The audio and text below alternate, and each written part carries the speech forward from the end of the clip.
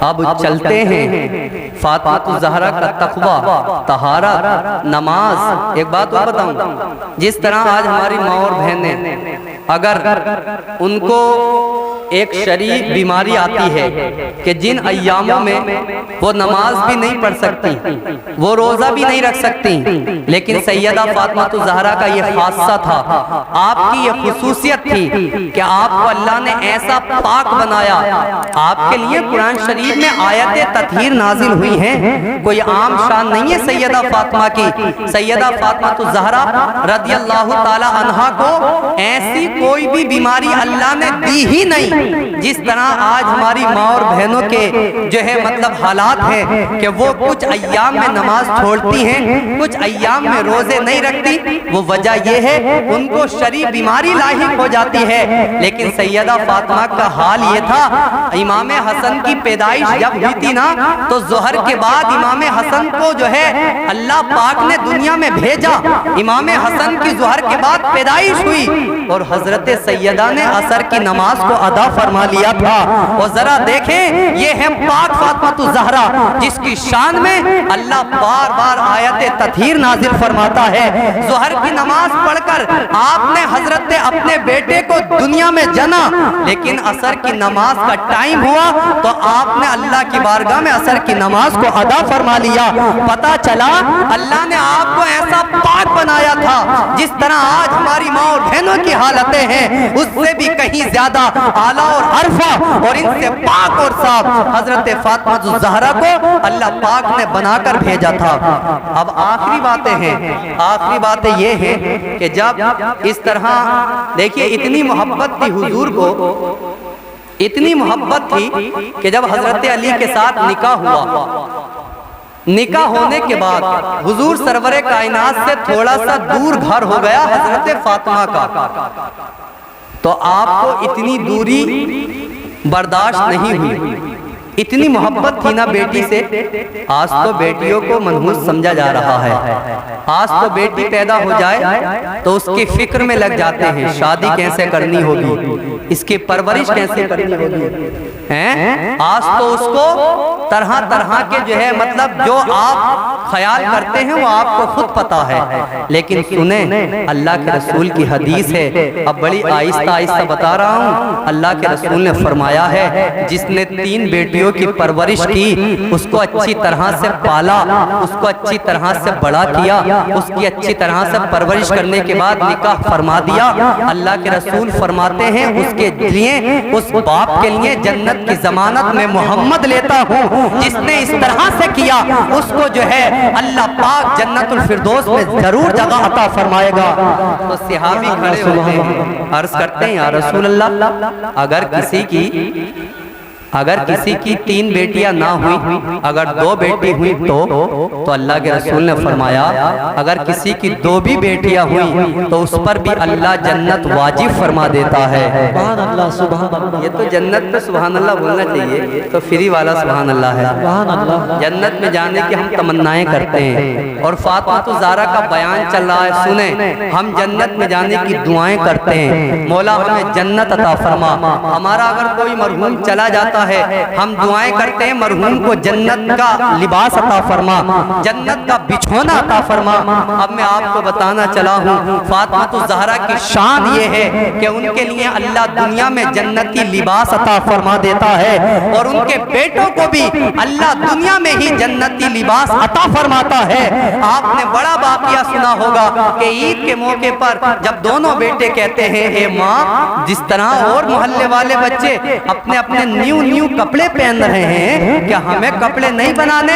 فاطمہ الزہرا نے کہا کیوں نہیں بیٹا، ضرور بنائے جائیں گے۔ اب جو ہے اتنا پاس پیسہ تو ہے نہیں کہ ان کو مارکیٹ سے خرید کر لا دیں، مصلی بچھایا، جا نماز پر گئی، اللہ کی بارگاہ میں دعا کی مولا میرے بیٹوں نے فرمائش کی ہے یا اللہ ان کا دل نہ دکھ جائے، مولا ان کو جو ہے مایوس نہ کرنا۔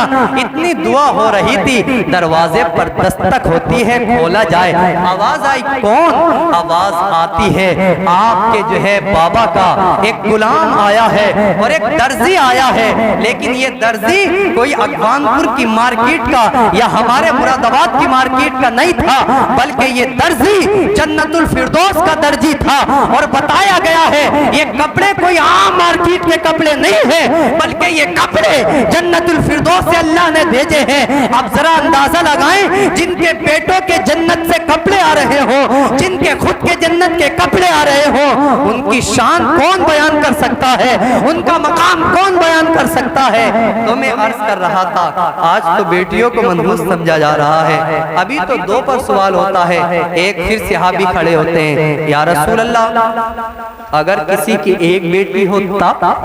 تو اللہ کے رسول نے فرمایا اگر ہاں واقعی اس کی ایک ہی بیٹی ہے، واقعی سے مراد یعنی اگر اللہ نے اس کو ایک ہی بیٹی دی ہے اور اس نے اچھی طرح سے اس کی پرورش کی، اس کا نکاح فرما دیا، اچھی طرح سے اس کی تربیت کی، اللہ کے وہ پیارے رسول فرماتے ہیں میں اس شخص کے لیے جنت کی ضمانت لیتا ہوں کہ اللہ پاک اس کو جنت ضرور عطا فرمائے گا۔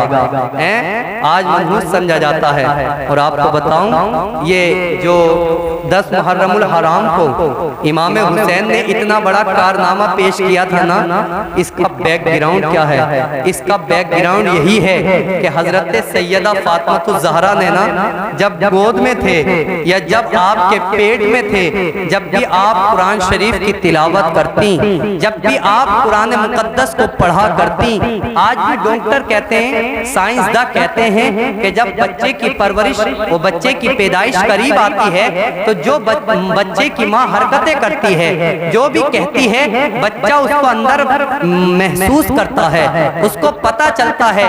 یہاں تک آیا ہے کہ اگر وہ جو ہے جس طرح کا سلوک دنیا میں کرے گی، ہو سکتا ہے بچہ پیدا ہونے کے بعد اسی کے طریقے پر عمل کرے۔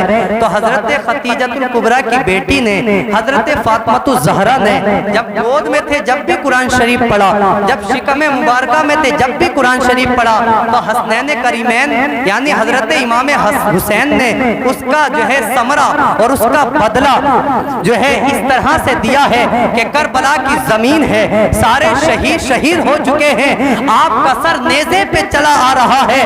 اس وقت بھی جو ہے دیکھنے والوں نے دیکھا تھا، اللہ اکبر، حضور حضرت امام حسین کے لب ہل رہے ہیں، پتہ چلتا ہے آپ کے لب ہل رہے ہیں تو وہ کچھ اور نہیں کہہ رہے ہیں، بلکہ اس وقت بھی آپ اللہ کے کلام یعنی قرآن مقدس کی تلاوت فرما رہے ہیں، اور اس وقت بھی جو ہے آپ اللہ کے مقدس کتاب کی تلاوت فرما رہے ہیں۔ تو یہ مقام ہے۔ تو حضرت فاطمہ الزہرا رضی اللہ تعالی عنہا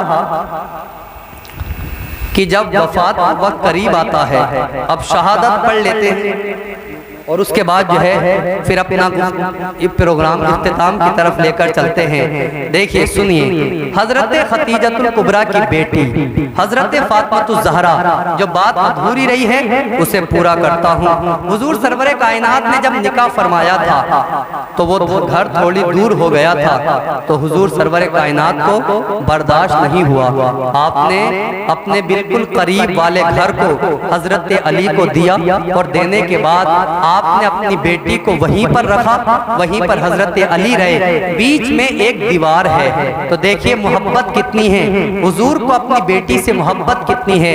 اس لیے بار بار یہ باتیں بتا رہا ہوں تاکہ آج بھی ہمیں اپنی بیٹیوں سے محبت ہو جائے، آج بھی ہمیں اپنی بیٹیوں سے پیار ہو جائے، آج بھی ہمیں اپنی بیٹیوں سے اچھا جو ہے وہ طریقے سے ان کو پالنے کا جذبہ پیدا ہو جائے۔ آج تو جو ہے بڑے بڑے اللہ اکبر، معلوم ہے ایک بات میں آپ کو بتاؤں، میں نے سنا ہے آج بھی وہ زمانہ لوٹ کر آنے والا ہے۔ آج ہم بیٹیوں کو منحوس سمجھ رہے ہیں، معلوم ہے منحوس کب سمجھا جاتا تھا؟ بیٹیوں کو جس طرح آج ہم جو ہے غلط اور اچھے خیالات ان کے پیدائش پر نہیں لاتے، بتائیے کب ہوتا تھا؟ جب حضور پیدا بھی نہ ہوئے تھے، حضور دنیا میں تشریف بھی نہ لائے تھے، اس کے پہلے کا زمانہ یہی تھا میرے بھائیوں کہ لوگ اپنی بیٹیوں کو منحوس سمجھتے، زندہ दफन करते थे, जिंदा दरगोर करते थे, उनको पालने में अपने लिए जो है एक हलाकत का सबब समझते थे। अब मैं आपसे कहना चाहता हूं, अगर आज भी आप इस तरह का रवैया पेश कर रहे हैं तो बताएं उनमें और हम में फर्क क्या रह गया। वो भी जिंदा दरगोर करते थे, वो भी उनको मनहूस समझते थे, आज हम भी मनहूस समझ रहे हैं। इसलिए अल्लाह के रसूल ने दुनिया में आने के बाद अगर मनहूस होती तो मेरे आका की 4 बेटियां ना होती। अल्लाह ने अपने जो है महबूब को बेटों से ज्यादा बेटियां अता फरमाई। आपके बेटे तो 2 या 3 थे, लेकिन आपकी बेटियां 4 थी। अल्लाह अकबर। तो ये हजरत फातिमा ज़हरा है। एक वाकया बड़ा मशहूर है, हजरत फातिमा ज़हरा वही जो घर वाला वाकया है उसको पूरा करे। दीवार बीच में है, अब भी अल्लाह के रसूल के दिल को सुकून नहीं पहुंचा कि अभी भी करार नहीं है, एक दीवार है। आपने फरमाया अब बीच में खिड़की खोली जाए, बीच में रोशनदान खोला जाए, उसमें खिड़की लगाई गई। अल्लाह के रसूल फरमाते हैं अब जब भी खिड़की लगी उसके बाद जब जब मेरे दिल में ख्याल आता मैं फातिमा को देखूं तो मैं खिड़की पे जाकर अपनी बेटी का दीदार कर लेता था और अपनी बेटी से जो है अपने दिल को मुतमईन फरमाता था। और एक बात, सहाबाई किराम नारा लगाते थे फिदा का उम्मी व अबी का या रसूल अल्लाह। सहाबाई किराम का नारा क्या था? फिदा का उम्मी व अबी का या रसूल अल्लाह। या रसूल अल्लाह हमारे माँ बाप आप पर कुर्बान हो जाएं, ये सहाबा का नारा था। और अल्लाह के रसूल का नारा क्या था? आए है अल्लाह के रसूल के सहाबा का नारा फिदा का उम्मी व अबी का या रसूल अल्लाह। ए अल्लाह के रसूल आप पर हमारे माँ बाप कुर्बान हो जाएं। और हुजूर सरवरे कायनात का नारा ये था, जब फातिमा सामने आती आप कहते फिदा का उम्मी व अबी या फातिमा, ए फातिमा तुझ पर मेरे माँ बाप कुर्बान हो जाएं। ये शान है फातिमा ज़हरा की कि अल्लाह के रसूल के साहबा अपने माँ बाप अल्लाह के रसूल पर कुर्बान करते हैं, लेकिन अल्लाह के रसूल अपने माँ बाप हजरत फातिमा ज़हरा पर कुर्बान करते हैं। और यही तक नहीं, बल्कि जब हुजूर का विसाल करीब था ना तो हुजूर ने हजरत फातिमा को बुलाया। आप आई, आने के बाद हुजूर ने कान में कोई बात इरशाद फरमाई तो हुजूर की वो बेटी रोने लगती हैं, लेकिन कोई बात नहीं। उसके बाद थोड़ी देर में हुजूर ने एक बात और इरशाद फरमाई, हजरत फातिमा हंसने लगती हैं। ये मंजर हजरत आयशा देख रही थी कि एक बात कही है हजरत फातिमा रो रही हैं, दूसरी कही है हजरत फातिमा हंस रही हैं। मामला क्या है, माजरा क्या है? अल्लाह अकबर। जब इस बात को देखा तो हजरत आयशा ने पूछा, ए फातिमा आपको क्या जो है हुजूर ने फरमाया कि एक बात कही आप रोने लगी, दूसरी कही आप हंसने लगी। तो हजरत फातिमा ने फरमाया, ए वालिदा बात ये है, जब एक मर्तबा मेरे कान में हुजूर ने बात कही तो वो बात ये थी, जिस बात ने मेरी आंखों में आंसू लाया वो बात ये थी, अल्लाह के रसूल ने मेरे बाबा ने फरमाया, ए फातिमा मेरा इसी साल विसाल होने वाला है। तो आपकी आंखों में आंसू आ गए। और दूसरी बार जब हुजूर ने एक बात और इरशाद फरमाई, जब मैं हंसने लगी तो वो बात ये थी कि ए मेरी वालिदा, अल्लाह के रसूल ने फरमाया था, ए फातिमा मेरे विसाल के बाद सबसे पहले अगर कोई मेरे पास आएगा ना तो वो मेरी बेटी फातिमा ही होगी।